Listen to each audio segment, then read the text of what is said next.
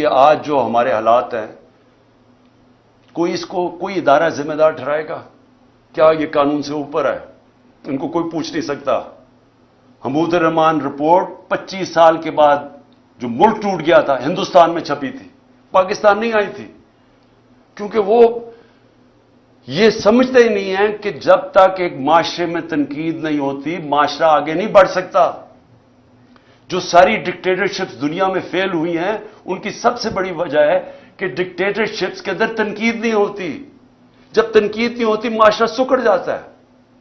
یہ جو جمہوریت کی خوبی ہے یہ کہ وہ تنقید ہوتی ہے اور تنقید سے اپنی صلاحیت کرتا ہے معاشرہ۔